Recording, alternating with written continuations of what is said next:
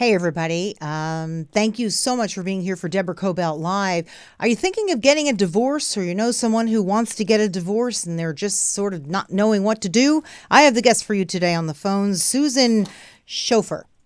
You wrote The Divorce Recovery Ladder. Thank you so much for being here, Susan. Thank you for having me. It's a great It's a book. pleasure to be here. I have to tell you, I know many people who've been in this situation. They didn't know what to do. They've been stumped. They've been tricked. Um, Here's the book. And what's the first thing I said to you on the phone that I liked about it? It's simple, but it's smart and it's easy to read. So thank you for writing this. You're welcome. My pleasure to everybody out there who is going through a divorce and wants ways to figure it all out without being bogged down because they already are. Why did you decide to write this book, Susan? Well, I went through my own divorce. That was part of it. And also, as a licensed private investigator, who, by the way, did not do divorces but spent a lot of time in the courtroom, I saw how people were very stressed by divorce. They didn't understand the process, starting with how to just figure it all out. What do they do next? They learn that the marriage is over. Now what? And it's daunting. And I wanted to put together something that was clean, concise, to the point, and get them on the right track. And that's what we did with the workbook or guidebook. Let's say guidebook. Doesn't I don't want to make it sound like work. Definitely not work, but it's an easy guidebook, as you call it, because I know if it were me, I wouldn't even know where to begin. I mean, people always say know your assets, but that's probably the number one thing, and you've got to know 10 or 20 things. Now, I know you were blindsided by your divorce, weren't you? I was blindsided, and so were a lot of people. But whether you're blindsided or if you know it's coming, it's still daunting. You have to begin a new life without another person. And one of the things I find when people come to me is they're still in that area of fog. Yeah. If only he would do, if only she would do, maybe if this. And the first step is to get people in the place of thinking as a singleton for a while and how to move forward. That's the biggest step. And that's So, the first thing we do, and a lot of people don't understand that. If they get stuck, they can't move forward. so what's the first thing somebody needs to do? They've been thinking about it for a while because God knows it doesn't just suddenly appear. What's the first thing hmm they need to do? Well, I think the first thing is to, and I always say this and it sounds crazy, but it's not. Take a few breaths, recognize that you don't have to do everything at once. When clients come to me, they everything's out on the table. They will say, I need an attorney. I need to know where my assets are. Where am I going to live? What's going to happen with the children? What about custody? What about? Right. Ah, yeah. Because it's overwhelming. And I tell them, if you look at the big picture, you will be overwhelmed. Let's take it in steps. And that's what Right. the guidebook does. It's steps. And as you said, Deborah, they're easy steps. Yeah. So the first thing, okay, so you say, all right, take a breath. You don't have to do everything at once. But then after that, what's the next thing you need to do? I imagine get Well, a lawyer, but what if you can't afford a lawyer?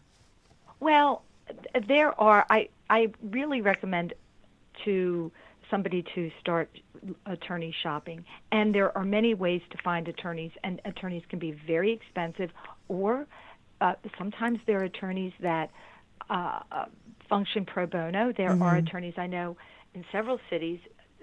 Some of the jurisdictions will have attorneys who actually offer their time free of charge to one or two potential clients per year. And that's marvelous for people who really cannot afford an attorney. And that's something a person could check with their jurisdiction. I personally don't think somebody should try and tackle a divorce without an attorney. Right. Now, what about a mediator? I guess that's more for two people who are sort of in step with what's going on. Mediators can be utilized for two people who are on the same board. They are in agreement. Let's just diffuse the marriage and move on. That is wonderful. You still have to go through the court system. The divorce still has to be finalized in the courts. Mediators are also usually assigned to cases even when there is counsel already in place. The reason I think people should have an attorney or at least somebody on the side is because uh, divorces can be complex, Right. and I feel sad for people, and I don't want people to make an ultimate decision because they don't understand. And Right. that's what I see often. People will sign on the dotted line a couple years later, or even a couple months later, realize, what did I do? Look what I signed on to, just because they didn't understand it. An attorney can and will be able to decipher and explain any legalese that somebody doesn't understand. So it's always nice to have somebody, some counsel, whether it's for the full-blown divorce or to help guide. Okay, let's go through a couple of bullet points. For example, parental alienation you talk about. You talk about hidden assets. And this is for two people who really are sort of, it's like War of the Roses, but, the contentious spouse, how to get your money back if he or she hid it. I mean, there's all kinds of stuff that you don't even really think about. It scares the heck out of me, I have to tell you. If I had to go through that, I'm not sure I could make it. I would just say, just take it. Easier said than done. How to even plan, right? I imagine that you need to plan before you even get there if you're able to do that. I mean, you cover all of this in your book. Even about brainwashing the child against you, right? I mean, this is just all such an emotional time when people have to go through their divorce. In our guidebook, we actually provide a list of the 100 biggest stressors that somebody can go through, and divorce is right up there. It's like death of a spouse, divorce. So it is a death. It's the end of not only life as somebody knew it, but it's also the death of what somebody thought their future would be. And so you mentioned parental alienation. That does happen, unfortunately. As far as finding assets, a lot of my clients come to me and say, my spouse is the one who took care of all the finances. And so we sit down, as you can see in the guidebook, we talk about knowing what you have. I mean, this is not the time to turn one's back, because once you get divorced, there are only two things, and this is most jurisdictions, that you can change, and that is either child support or custody. Everything else is pretty much etched in stone. So if somebody forgets that, I don't know what, car payments, or there's tax debt, once that divorce decree is That's finalized, it's pretty much it. And so coming back is really arduous, and I haven't seen it done successfully. That doesn't mean, I don't see everything, but I really encourage people to know what they have. I even talk in the guidebook, as you know, about finding out if there's any tax debt. I had a client once, her divorce was finalized, and she found out, she and her husband had a business together, she found out he hadn't paid 941 employee taxes, and she was on the hook for it.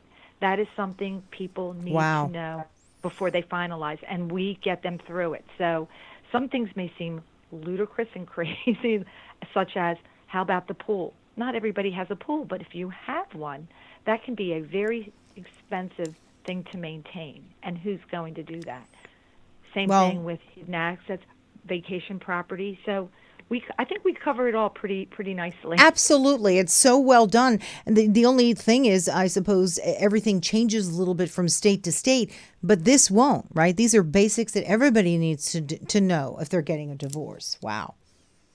I agree. And yes, not only do things are a little bit different from state to state, but they can be within jurisdictions within any particular state. So I do mention that, and it is noted in the guidebook. But across the board, you should know, or somebody should know, are there credit card debts? That's a big one I run into. People after divorce come to me and they will say, Susan, oh my goodness, my wife or my husband, they had credit cards I didn't know about, and my name is on them, and I have $100,000 in debt. What do I do? Ugh. Well, that's a tough one post-divorce. Pre-divorce, these are things that can be addressed. So again, in the guidebook, and I hate to keep saying in the guidebook, but they're there. It is. I'm telling you. That's why. And liabilities. People keep jumping for, I want to make sure I know what I'm going to get. And that's all very well and good, but also know what you may owe that you don't know that you owe. What are the liabilities? Honestly, I've interviewed various people who've written about or who are attorneys about divorce. This is the best book or guidebook, however you want to call it. It really is a perfect step-by-step. Before I let you go, why don't you give me a story or two briefly about a divorce that you've heard of that was just a big mess that you've had to sort of help sort through? Wow. I'm sure there's Oh, lots of them. there are so many, but I will tell you, Mm. and because there's so many big messes. And again, I've featured some in the guidebook, but I will tell you what I think is the biggest Yeah. and the best, and it's pretty consistent. And that is when somebody comes to me and they come with a ton of demands. I want this, he's doing that, he's doing this, and I see that the person is gearing up, and they want to go after their ex. They feel like they're owed a lot of things, and they may be. But I will say to them, how does this look for you in a year? And people do come back and say, that statement in and of itself fixed me. And so can we imagine if we jump on the bandwagon with, we're going to get you the house, we're going to get you this, don't worry. And, we really don't want to go there. Now, I don't want to, make this a Pollyanna. It's not. And if the other spouse is really causing a lot of havoc, we address that. But let's not escalate it.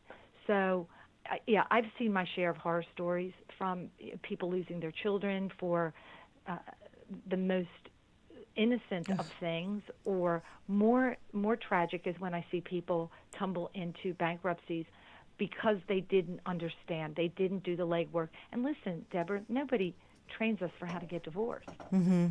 We Right. grow up learning all about getting married, how to buy a wedding dress, how to go down the aisle, and pick the guest list. But nobody teaches us how to Right. get divorced. I went to a friend's wedding not long ago. This is awful. And she was so nervous about getting married. And our other friend looked at her and said, don't worry. If it doesn't work out in a year, you can divorce him. And I thought, oh, what an awful way to be getting married. But what am I going to say? It was literally at her wedding. And I thought, oh, well, guess what? They're about to file for divorce. So I thought, what? Gosh, just avoid it in the first place. I couldn't believe it. I should hand her this book because I think even though they haven't been married for all that long, it's going to be messy. So, Susan, I really... Oh, I hope not. I hope not. I know, but I hope not too. Let's be positive about it. So, any takeaways that you can give our listeners and viewers before I let you go? Perfect takeaway. Divorce is tough. It is. It doesn't feel good. It's not a good time. It's a rough time. You are. I can't tell you how many people come back to me and they say, I'm traveling now. I can't believe I'm traveling, or I started a new business that I couldn't when I was still married, or I now met the real love of my life, somebody honest who doesn't cheat on me. Susan, my kids are doing great. You just can't imagine, because my ex was beating them, and I didn't know how to get out of it. So I really want people to know that there is life after divorce, and it can be wonderful. Mm-hmm. Well said. Thank you so much for being with us. Susan Shofer, the Divorce Recovery Ladder. Now, if people want to get in touch with you, they can do that on social media, right? I know you have an Instagram, and they can just DM you. Can we do that? Well, I have a website, that's a mouthful, susanshofer.com. Okay. And they can, if they want the book, it's on Amazon. Mm-hmm. And we have Twitter, Instagram, Facebook page. We cover all areas of social media, so we can be contacted easily. Oh, there's another huge one, because I'm going to be there. You're going to be talking at a TEDx here in Los Angeles, right, on November 17th, I believe it is? Yep, I will. I am doing a TED Talk. Oh, boy, it's in less than 3 weeks, and I am talking about parental alienation. Mm-hmm. It's going to be terrific. I'm looking forward to hearing you speak, because I'll be there as well. So I got to meet you in person, so that'll be terrific.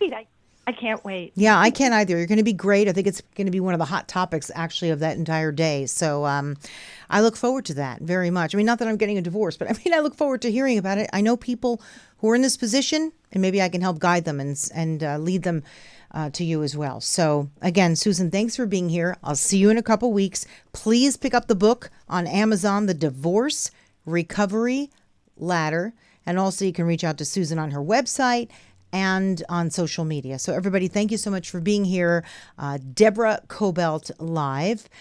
Please, everyone from California, be safe. What we've going on out here is quite extraordinary with the fires, and what the firefighters are doing and our first responders has been quite incredible. So thank you to them. And thanks for being here. We'll see you next time. Bye-bye.